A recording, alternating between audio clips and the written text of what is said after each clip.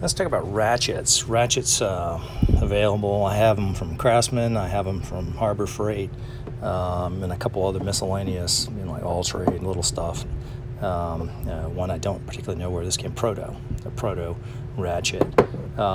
Just to go over my experience with Harbor Freight ratchets, and I don't have the composite ratchets. I typically only buy ratchets I think are going to last a lifetime. The composite's not bad. I think we're very good, very comfortable. I was very tempted to get one, probably will soon. But as far as the composite ratchets, don't feel like it's a very long-term, lifetime tool. Some of these ratchets I've had a period of time, some fairly new. But let's go over available, some of the smaller ratchets. You have a Stubby and a regular handle, 1/4 inches from Harbor Freight. Good ratchet, nice ratchet, works good. Don't have any problems with it. Nice quick release. One thing I do when I get on my tools, like everyone else, oil them, help keep the water out, keep them working. I have some of the newer, I think Chinese-made Craftsman 1/4 inch. I tell you what, after getting the inexpensive Harbor Freight, the cheap Craftsman, the old school, I guess they call this the raised panel, works not bad. I have found on one of my 3/8 that the release didn't work right out the box, so their quality definitely has changed. I did first start working with a small Craftsman 3/8 that was my father's from the 70s. I used it for probably 10-15 years, 1/4 inch, and I loaded it up. Worked good, brought it to Sears. They gave me another one. Unfortunately, the one they gave me was a Chinese, likely a Chinese, and not a original good old school Craftsman. So the quality has changed. This is an Alltrade, pretty generic, with the thumb knob type ratchet. I think these are pretty much on the way out. Don't particularly use these. I think the flip switch is by far the best way to go. One-handed operation versus got to take it and turn it.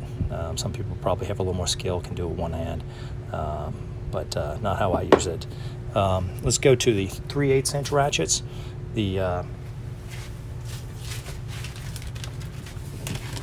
a little bit of wind out here.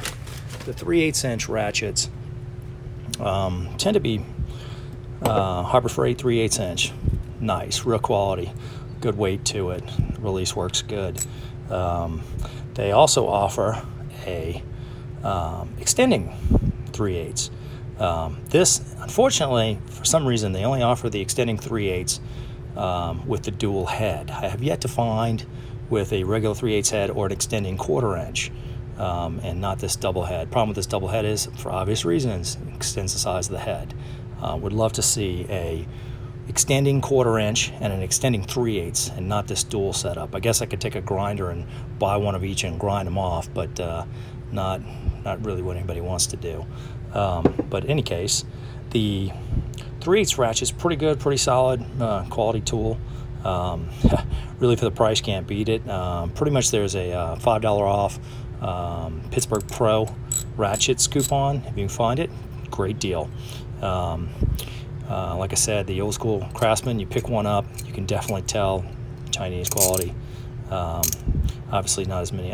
I'm not sure how many teeth this one is, but the Harbor Freight's definitely a finer drive than the standard Craftsman. Of course, Craftsman does make better ones, but this is the standard raised panel 3/8. Like I said, 3/8 Pittsburgh Pro Ratchet, good deal, not bad.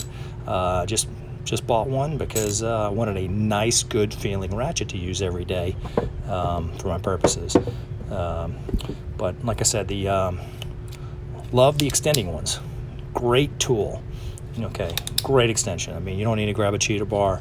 Boom, you got it, and it gives you the right amount of leverage for those given sockets. So you're not gonna, not generally would break off a normal size, good quality 3/8 socket. So they give you enough extension to do what you need to do, where you don't have to go grab a different size wrench, or you can compact it down and get in tight spaces. Great wrench, highly recommend. Harbor Freight, please make us one for 1/4 inch and make us one for 3/8.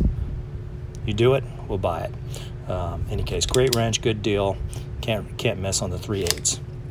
Now talk about some of the larger sizes, the 1/2 inch. Now this is a nice high quality Craftsman 84 tooth 1/2 inch drive.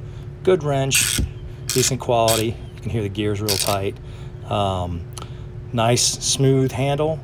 Problem I find with this on a 1/2 inch wrench is, why do you use a 1/2 inch wrench?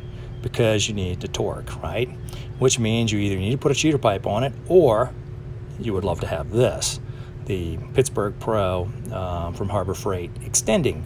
I have found that my go-to wrench when I go to 1/2 inch sizes, it's because I need some torque. If I have the space and I'm using a hand tool, I go with the extended wrench. Here's also the same Craftsman as they offer in the 3/8 size, what they call the raised panel. Pretty inexpensive wrench, 1/2 inch. I've used this for a lot of years. Good tool. It's got a lot of power. Does the job. But the new go-to tool when I grab out of the box, particularly lug nuts. You go to grab a lug nut. Boom. What do you need? You need about 1 extra foot, right? Boom. There it is. You've got your long, extended reach, extended leverage, good quality ratchet. One thing I found is I have friends who have these. They leave them out in the rain. The little detent ball will get stuck, and you won't be able to extend it. So, like I said, you can tell this one's fairly lubed up. Oil your tools. Don't leave them in the rain. But great 1/2 inch wrench. It's got the number of teeth. I think it's probably 72.